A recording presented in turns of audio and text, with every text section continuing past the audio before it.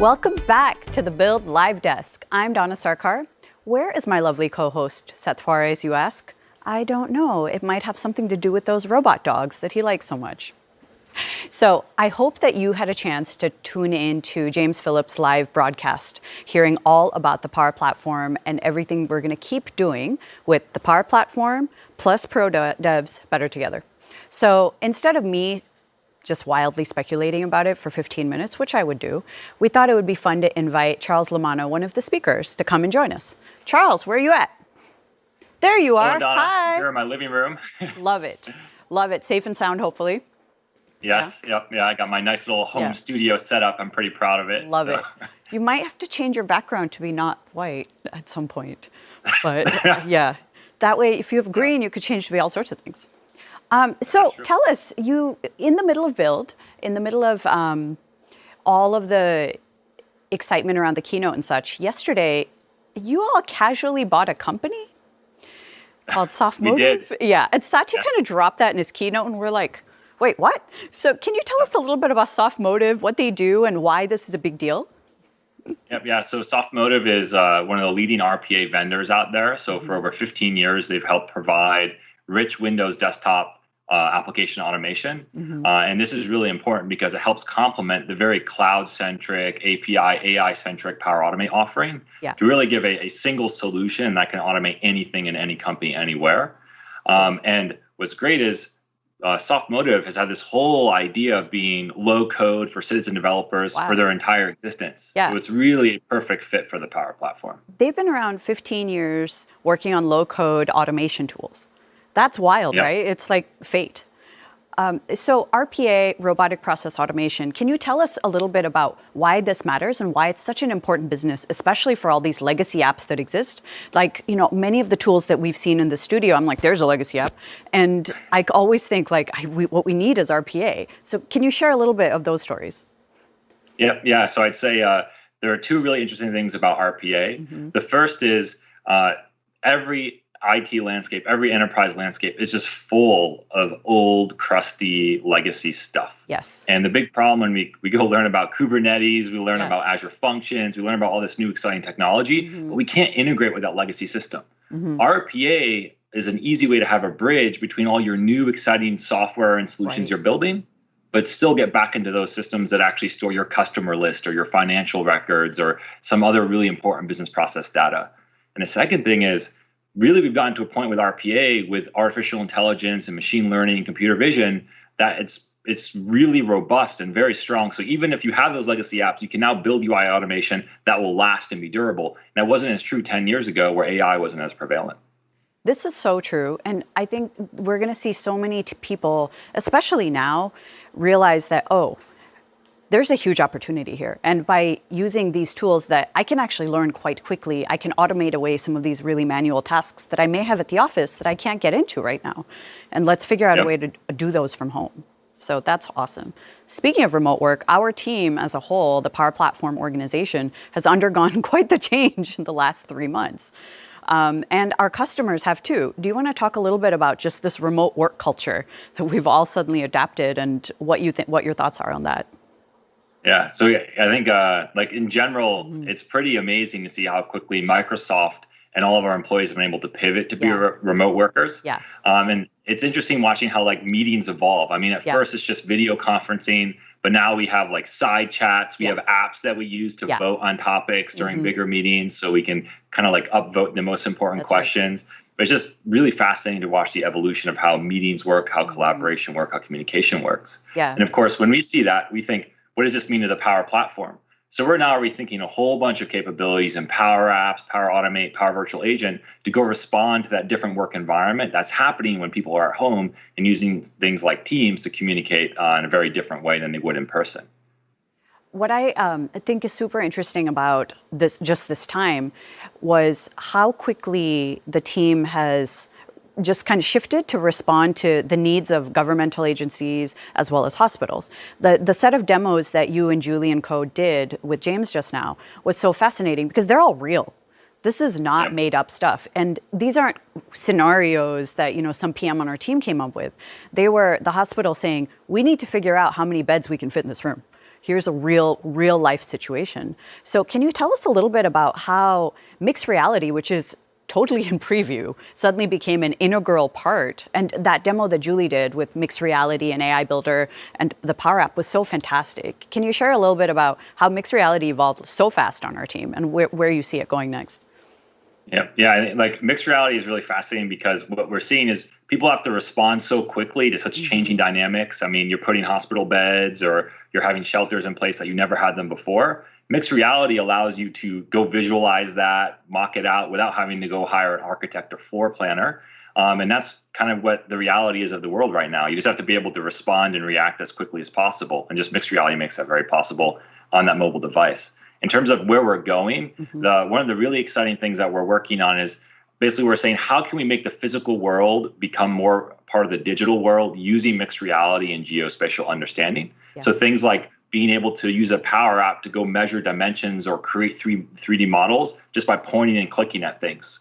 That way you can have a 3D model without having to have something already off the shelf. Or how can you go understand IoT data inside of a Power App in real time? And just this whole completely different way of thinking of apps, of just not being digital only, but also digital and physical at the same time.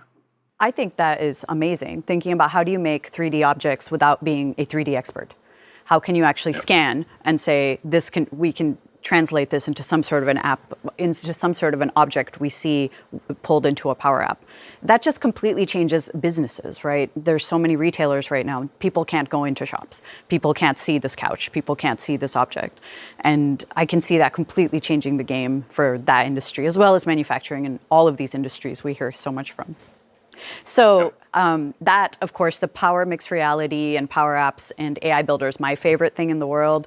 But I know your favorite thing in the world is the T-SQL over CDS. Can you tell us a little bit about that? Yeah, so because CDS, or the Common Data Service, is really the heart of the Power Platform. Yeah. It's the out-of-the-box backend where you can store all your data, secure it, manage it, scale it, have disaster recovery, all of that good stuff. And for me, I come from a dev background. I mean, I was a developer. I still view myself as a developer. And all the time when I use the Common Data Service, I just like, man, I wish I could get in with T-SQL and just go do some joins, do some queries, do some group by, to really understand the data behind my Power App. And before, you couldn't quite do that. You were stuck in low code land, kind of, using the visual experience to explore the data. But with T-SQL, I can use literally my favorite tool, I think, in my entire career, which is SQL Server Management Studio, and just have at it. And just that completely changes how you look at Common Data Service. And I think it's one of the best examples of how serious we are about bringing professional developers and IT developers to the Power Platform, the fact that we ship this feature, because business users are not going to write T-SQL. That I promise.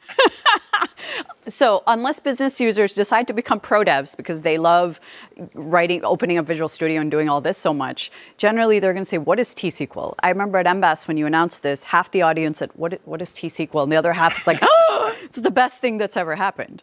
So I think for devs, especially this audience we're talking to right now, they're like, actually, we live that life. We would love that. That sounds amazing.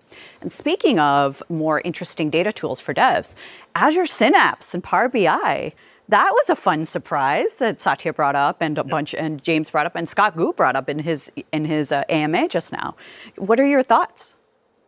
Yeah, so I'm like, Power BI is such a great example with Synapse because it really helps with two things. Yeah. Number one, you can empower your business users, people who are in accounting and finance, legal, to go explore all the amazing data assets and all the amazing machine learning you've already done inside of your Synapse backend to get more value from the work that your development team has basically implemented. But the second thing is your developers can actually use Power BI now to go explore all the data that they have inside of Synapse, create great visuals, embed those visuals on websites and web properties, and even just use it to go distribute your assets out in a way where you don't have to go build an application or UI for every single report. You can actually create a slicing and dicing experience. And that combo of, I'd say, as dev heavy as it can get with Synapse, you got Jupyter notebooks, you're writing tons of very advanced capabilities, all the way to a visual low-code experience with Power BI. That combination in one integrated spectrum is one of the best examples out there right now of the no cliff story that James was talking about, going from low code to code first with no cliffs in between. And I think that's just like something that we're going to increasingly see over the next 6 months across all the Power Platform as a big focus area. I think it is so interesting how we're just starting this conversation around pro code usage for the Power Platform. And it's only going to become more and more and more, especially with looking at some of the collaboration tools. I love that Julie did her demo in Visual Studio so she could collaborate with other people on our team and with Swedish to co-build. So we're not co-building in necessarily the Power Apps Builder, but co-building in Visual Studio. On using something we built in low code, we're able to expand it in pro code. So there's a question for you from the audience from Ricky J. If I pump data into ADLS using CDM, can it be easily imported into CDS? Yes. So we have a bunch of, basically we call them data flows as a concept. So data flows very easily can help you move your data into CDS from a whole bunch of different data sources. ADLS, of course, is one of our favorite data sources to integrate with on the Common Data Service side of the house. And as we go look at what CDM means for Microsoft, we're increasingly going to make it so things like data catalogs and and metadata can flow back and forth between what you see in Power Platform and inside of Azure. So I'd say data flows is the best way to go do that today. And we're going to keep making data flows better and better over time. And bidirectionality from CDS to Data Lake and Data Lake back to CDS are both essential capabilities that we have out of the box today with data flow and our export to Data Lake capability inside of Common Data Service. Awesome. I love that. So tell us a little bit about this bot framework PVA extension thing. That was some cool news and very, very interesting set of demos that we've been seeing.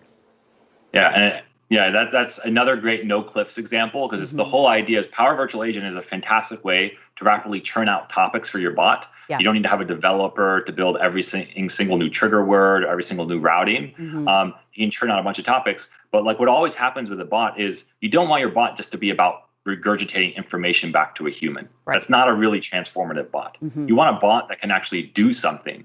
And we have a lot of data connectors out of the box and a lot of integration.